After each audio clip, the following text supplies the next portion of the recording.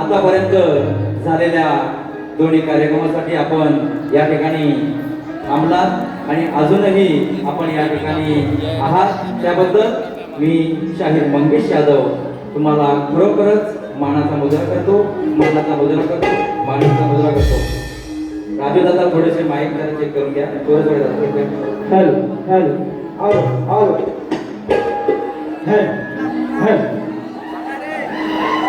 कृपया सगळ्या प्रेक्षकांना विनंती आहे, खास करून बॅक स्टेजला जे आहेत कोणीही गडबड गोंधळ करू नये. आता या ठिकाणी संपूर्ण समाज या ठिकाणी उपस्थित आहे. मी सुरुवात डायरेक्ट आता शिट्या मारून होतो, ह्यांना शिट्या मारू दे. मी सुरुवात ह्यापासून करतोय, एका वाचकाला न्याय देण्यासाठी एका वाचकाने खरोखर जे प्रयत्न केलेले आहेत त्याच्यासाठी मी सुरुवात ही माझ्या प्रश्नापासून करतोय. आणि शाहीरांनी जो आमच्या प्रश्नाचं जो उत्तर दिलेलं आहे ते माझे वस्ताद शाहीर भिकाजी भुवड हे त्याच्यावरती 2 मिनिटं चर्चा करतील. नमस्कार. खरोखरच आज सर्व वसईवीर आणि आम्हाला सर्व माझ्या कोकणवासियांना आमच्या शक्तिवानाचा मानाचा मुजरा. खरोखरच आज खूप चांगला कार्यक्रम झालेला आहे आणि त्या चांगल्या कार्यक्रमाचा श्रेय दोन्ही शाहिरांना जातं. महत्वाची बाब म्हणजे आज आम्ही दुर्वाले शाहीर आमच्या विकास बुवा यांना विषय दिला होता, त्या फक्त 2 मिनिट आहे. तो विषय मी 2011 या साली विकास बुवांबरोबर माझी कार्यक्रम झाला होता साहित्य संबंधी, त्यावेळी मी दिला होता. त्याच्यानंतर गेल्या वर्षी आम्ही पनवेलला दिला होता. त्यानंतर त्यांचे प्रश्नकर्ते उत्तरकर्ते प्रभाकरजी धनावडे यांच्याशी माझी 15 दिवसापूर्वी चर्चा झाली. त्यांनी माझ्याकडे छोटासा विषय ठेवला, बुवा तुमच्या प्रश्नाचं मला उत्तर सापडलंय, परंतु तुम्ही विषय बदलू नका. कारण प्रश्नकर्ते माझे शिष्य संजय पेदले आज हयात नाही, त्यांचा तो प्रश्न होता, त्यांच्या आत्म्याला शांती द्यायची होती आणि त्या आत्म्याला शांती देण्यासाठी मी प्रश्न तो बदलला नाही, तोच विषय ठेवला आणि विकास बुवाने उत्तर दिलं ते बरोबर आहे.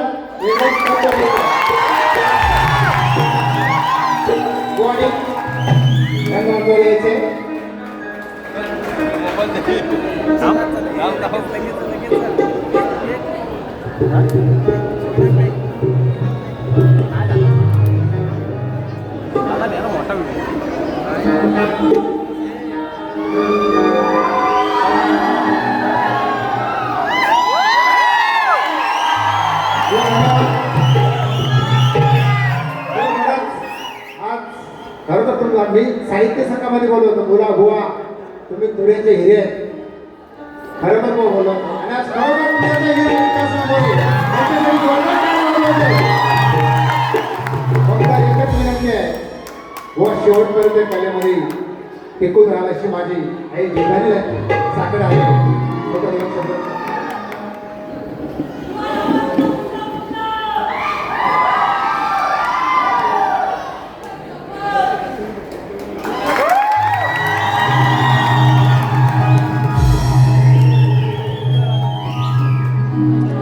मंडळी, हा असतो खरा शक्तितुरा, हा असतो खरा कलगीतुरा. म्हणजे शाहीराने पण इतके जुने शाहीर आहेत ते, पण आता तसं तेव्हा बोललो की वर्षातून एकदा पिक्चर करतात तसे आमिर खानचे आहेत. पण एक आहे की त्या शाहिराने देखील कमरेच्या खालचा एकही शब्द गायला नाही. मी प्रयत्न केला आणि मी तो तसा प्रयत्न करतो आहे. आमचा भाऊचा घराणेच असतो. कलगीतुरा तसं काय बोललं की कलगीतुरा होतो त्याचा प्रकार नाही. कलगीतुरा हा असतो ज्ञानाचा भाग. बाकी काय हा साज जे ढोलकीवालं काय झीडवालं पण आणतील, तिकडचं पण आपण कलाकार आणू शकतो. वाणीकर माऊली हा साऊंड काय आमच्या तिकडचं आधी आपण ते लावतात ते पण आपण आणू शकतो. पैशाने सगळ्या गोष्टी येतात, पैशाने एकच गोष्ट येत नाही ती म्हणजे ज्ञान. आणि ज्ञान ह्या कलेमध्ये जोपर्यंत आमचे सूर्यकांत चव्हाण माऊलींसारखी मंडळी आहेत, डॉक्टर साहेब आहेत आणि अशी अनेक मंडळी आहेत, यांच्यामध्ये आमचे चापडे बुवा नारायण चापडे माऊली आहेत. अशा अनेक घराण्यामध्ये अशी वाचक मंडळी आहेत, त्यांच्यामुळे हा कलगीतुरा जिवंत आहे. ही जर पिढी ज्या दिवशी जाईल आणि जर आपण ट्रॅक करून बाहेर गेलो की कलगीतुराचा तमाशा 100% आणि तो आपण जपला पाहिजे. आणि आज आम्ही प्रश्न फोडला म्हणून काय तुरेवाला जिंकला आणि कलगीवाले आले अशा नाही होत. तुरेवाला जिंकला हा कलगीतुरा जिंकलेला असतो. काय ठेवायचा हा लोककला जिंकलेली असते. आणि मी एकच सांगेन आजचा माझे वक्ता प्रभाकर धनावडे यांच्या माध्यमातून फुटलेला आहे. आणि हा प्रश्नाचं उत्तर कैलासवासी संजय पेशवे यांना मी समर्पित करतो. आणि तुम्हाला दुसऱ्या बाजूला समर्पित करतो. काय मला काय बोलू नका, प्रश्न सांगणार प्लीज, मला जास्त काय बोलू नका.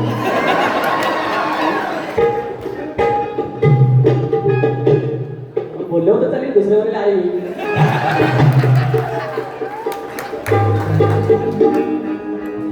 खरोखरच शाहीर बोलल्याप्रमाणे की प्रश्नाचं उत्तर अचूक देणं म्हणजे प्रश्न फुटला, बरोबर आहे, हे हारजीत नाही आहे. हा प्रश्न जवळजवळ 2011 पासून चालू होता. म्हणजे आता 2026 मध्ये आहोत. म्हणजे त्यांचे जे वाचक आमचे प्रभाकर धनावडे एवढ्या वर्षात हा प्रश्न फोडण्यासाठी प्रयत्न करत होते. तर मी शाहीर तुमच्या वतीनं आणि माझ्या जमलेल्या सगळ्या समाजाच्या वतीनं या प्रभाकर धनावड्यांचं एकदा जोरदार टाळ्याने स्वागत करा.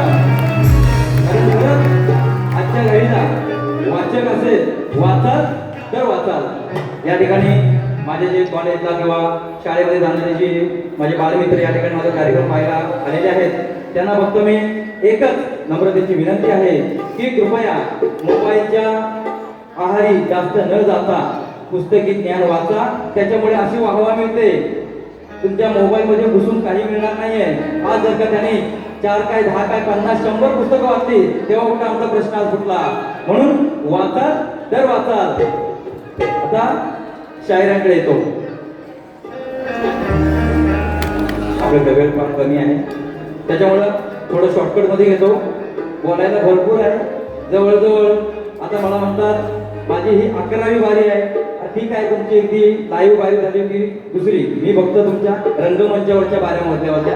तर ठीक आहे ना, त्याच्यामध्ये फक्त मी वाहवाच केलं होतं. ते पण तुम्हाला वाहवा करून घेता येत नाही. यात काय मी काय वाहवं बोललो होतो का वरण? मी काय वाहवं बोललो होतो? चांगलाच बोललो ना. हो आणि बाबा एवढ्या चांगल्या बाऱ्या केली. बरं, एवढ्या बाऱ्या करून सुद्धा यांना वेळेचं बंधन आहे का? आणि सगळ्या ठिकाणी काय झाले, तुम्ही त्यांची प्रत्येक बारी बघा, सगळीकडे फक्त फरमाईश फरमाईश फरमाईश. नवीन असं काय? शाहीर एवढ्या मी नवीन 2-3 चाली नवीन गायल्या होत्या. एका तरी माझ्या चालीला उत्तर द्यायचं होतं. गाणारा दिलं कारण ती जुनी चाल होती. ती मलाही माहिती होतं की ती चाल तुम्ही सुद्धा ऑलरेडी तुमचं गाणं कॅसेटला रेकॉर्डिंग आहे, त्याला तुम्ही द्याल. पण मला त्याच्यामध्ये शब्द चांगले बसले म्हणून मी ती चाल लावली होती. जर का ती पण चाल नवीन लावली असती तर यांची आहे का हो? माझ्या चालीला चाल द्यायची, माझ्या भागाला भाग द्यायची. राहिला विषय आता गवळणीचा. काय म्हणतात? गवळणीत काय म्हणाले? की कृष्ण सावळा होता, निळा होता. आणि मी कुठे नाही म्हणतोय सावळा होता, निळा होता बोलतात, पण त्याचबरोबर काळा सुद्धा आहे. मी तुमच्या कलर म्हणजे रंगाबद्दल, कलर हा इंग्लिश मध्ये मराठी लय इंग्लिश बोलून गेलं, नॉनसेन्स कॉन्सेन्स बोलून गेलं काहीतरी, म्हणून मी पण थोडं आपला बोलतो. तुमच्या उपजत कलर मध्ये मी अजिबात बोललेलं नाही. आणि गाणी लिहिण्याची हीच तर मोठी कला आहे आणि हीच मोठी खासियत आहे की तुम्हाला चिडवण्यासाठी असे शास्त्रज्ञ विषय आम्ही गातोय. आणि तुम्हाला सांगतोय भानुदास घराण्याचा शाहीर आहे, असं आयरा गायरा नाहीये. खोट्याला खोटं आणि खऱ्याला खरंच म्हणणार असा हा शाहीर आहे. शाहीर तुम्हाला मी अजूनही सांगतो, माझा जो गवळणीचा विषय होता की कृष्ण काळा कसा, राधा विचारते कृष्णाला की तू काळा कसा, हे पुस्तकामध्ये लिहिलेलं आहे. तुम्हाला वाचायला जमत नसेल तर माझ्या प्रभाकर धनावडे मावळीला सांगा, ते तुमचा प्रश्न माझ्या प्रश्नाचा गवळणीचा उत्तर शोधून काढतील. यानंतर फक्त मी थोडस बुवांच्या गाण्याची ताल देतोय, कारण बुवांनी एक गण गाण्यासाठी जवळजवळ अर्धा तास घेतला. त्यात दुनियाभरच्या सगळ्या आपल्या त्यांच्या फरमाईश. बुवा आपण एक काम करूया, तुमची मला वेळ द्या, याच ठिकाणी आपण कार्यक्रम आयोजित करूया. फक्त तुमच्या फरमाईशच घ्यायच्या, बाकी तुम्ही लोकांना नवीन काहीही देऊ नका. जेवढे तुम्ही युट्यूबला रेकॉर्डिंग तुमचे आपले गण आहेत, गवळणी आहेत, सगळं काय आहे हा, तेवढेच फक्त तुम्ही या ठिकाणी गात राहा. पण नवीन नवीन काहीतरी द्या, नवीन नवीन चाली द्या. चाली तुम्ही गाताय आणि आजचं 1900 1857 1985च्या साली तुम्ही गाताय. त्याच्यावरती तुम्हाला एक गाण्याची तुमची कार्ड देतोय बघा. बोने गण गायला होता, त्या गाण्याची चाल होते, दिल दीवाना ना जाने कब खो गया. याच्यावरून मी कार्ड कसे लिहिले ते बघा. माझा वसई विरार हा गेल्या आठवड्यामध्ये पूर्ण भरला होता. याच्यामध्ये मी माझ्या कुठल्याही देवतांना दोष देणार नाहीये. चुकी ही कुणाचे ते गातोय फक्त. माझा वसई विरार नाला सोपारा भरला, हा मानव सारा तुझ्या पुढे हारला. मानव सारा देवापुढे हारला का? कारण ह्या नवनवीन बिल्डिंग उभ्या राहिल्या, पाणी जायला कुठे जागा नाहीये.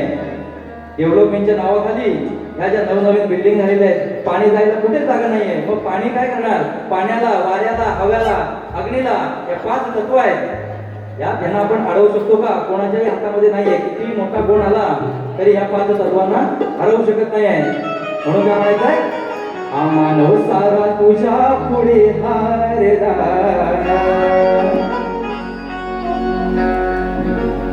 माझा वसई विरार नाला सोपारा भरला.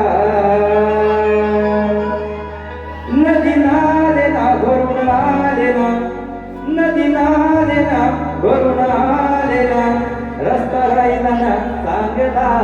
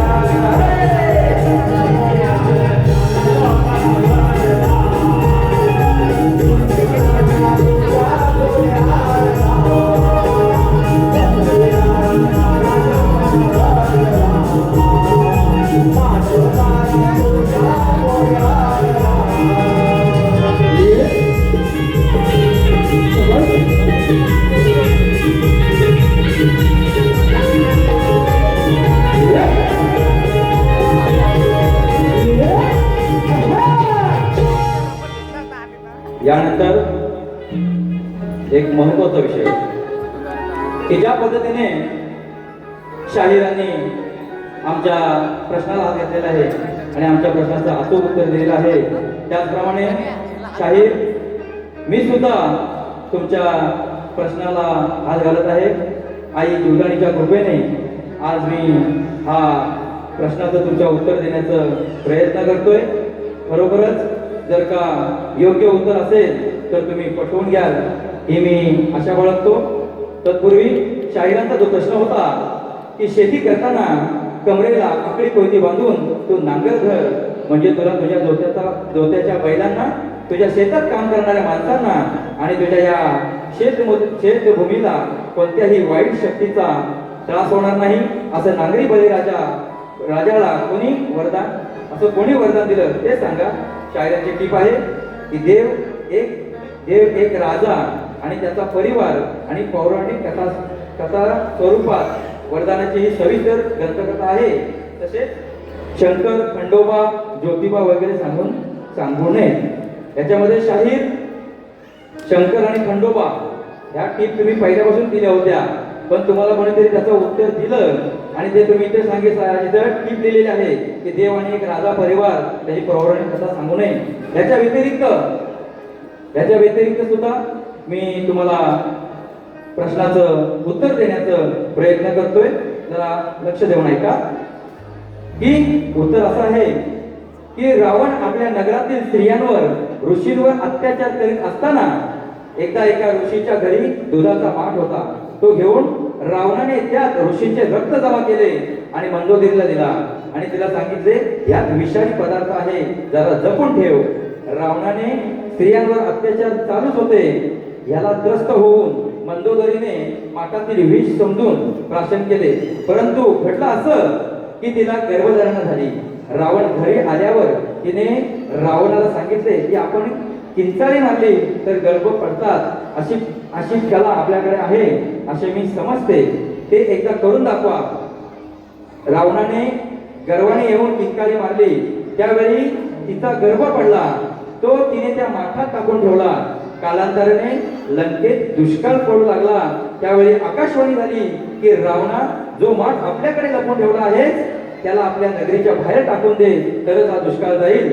रावणाच्या लक्षात आल्यावर कपटाने जनक राजाच्या नगरीत हा माठ भूमीत गाडला. मित्राला नगरीत सुद्धा दुष्काळ पडू लागला, पाणी नाही, शेती पीक नाही, म्हणून नगरीतील जनता त्रस्त झाली. त्यावेळी याज्ञवल्क्य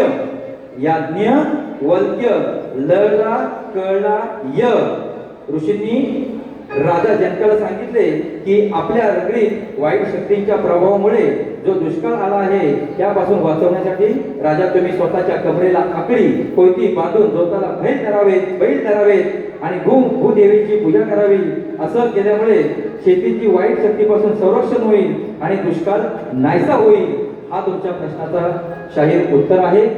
खरोखरच जर का आमचा दिलेला उत्तर चुकीचं असेल किंवा बरोबर असेल तुम्ही शाहीर तुमच्या बारीमध्ये याच्यावरती चर्चा करायची आहे एवढं तुम्हाला विनंती आहे. यानंतर थोडस एक गाणं घेऊया.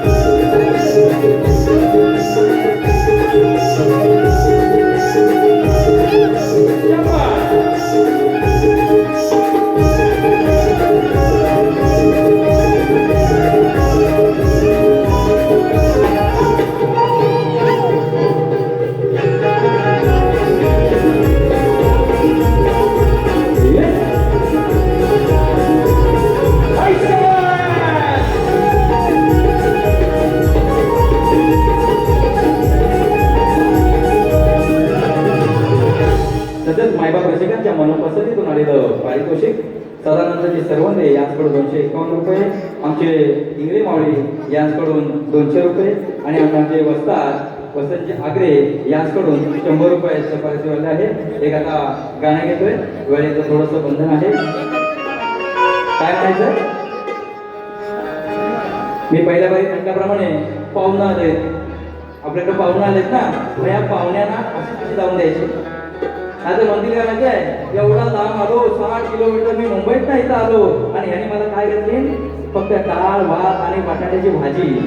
म्हणून काय म्हणायचंय, पाहुण्याचा पाहुणचार हा झालाच पाहिजे. काय म्हणायचं बघा, पाहुणाला अहो त्याच्या पाहुणचाराची.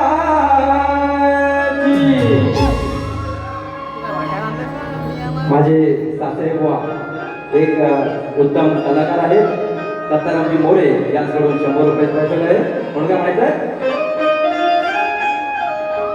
पाहुणाला त्याच्या पाहुणचाराची परंपरा ही राखायची. अहो परंपरा ही राखायची. आपल्याकडे परंपरा आहे ना पाहुण्याचे पाहुणचार करायची. अहो परंपरा ही राखायची. काळ्या लांबोऱ्या शिरगोळीच्या, काळ्या लांबोऱ्या शिरगोळीच्या या कोंबड्याला कापायची. काळ्या लांबोऱ्या शिरगोळीच्या या कोंबड्याला कापायची.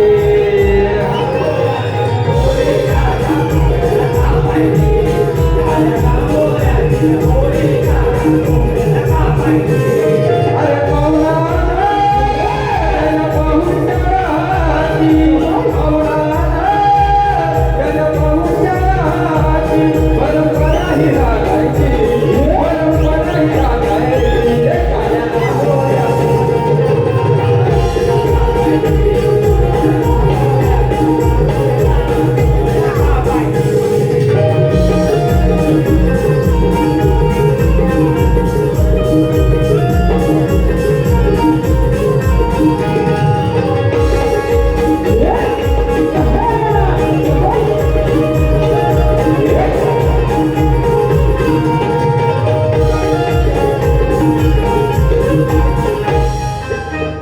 त्यानंतर आई जीवदानी कला फाउंडेशन कडून आम्हाला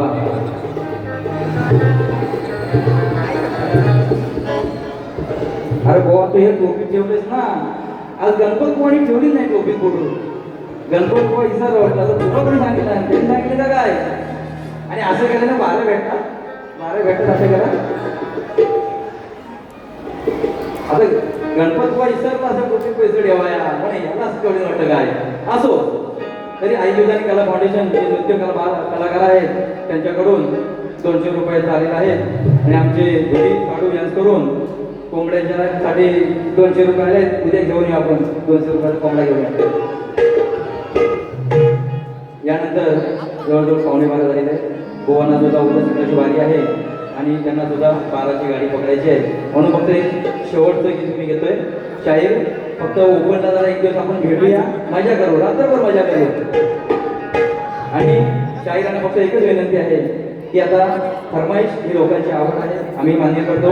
पण त्याचबरोबर एकदा फरमाईश आहे ना एवढ्या पण घेऊ नका की जेणेकरून वेळेचं बंधन निघून जाईल. कारण तुम्ही जर का 1.5 तास घेतला नसतात तर आज मी जवळजवळ मला अर्धा तास बारी करायला मिळाली असती. पण ठीक आहे, असो. मी शेवटचे गाणं घेतो, फक्त माझ्या वारीचं शेवटचं गाणं घेतो. आणि हे जे गाणं आहे ते खरोखरच माझ्या ज्या लेखीबारी आहेत, माझ्या ज्या सुना आहेत त्यांच्यावरती जो काय अत्याचार होतोय त्याचं एक शेवटचं समाज संबोधन घेतोय.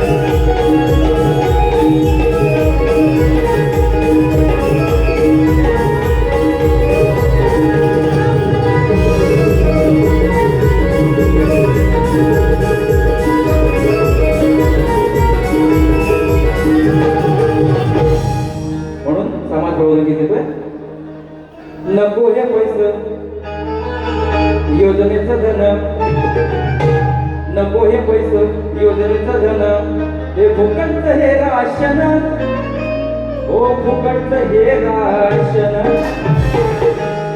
आमच्या मुली बालींच्या रक्षणासाठी हो आमच्या मुली बालींच्या रक्षणासाठी आणा छत्रपती शासन आमच्या मुली बालींच्या रक्षणासाठी आणा छत्रपती शासन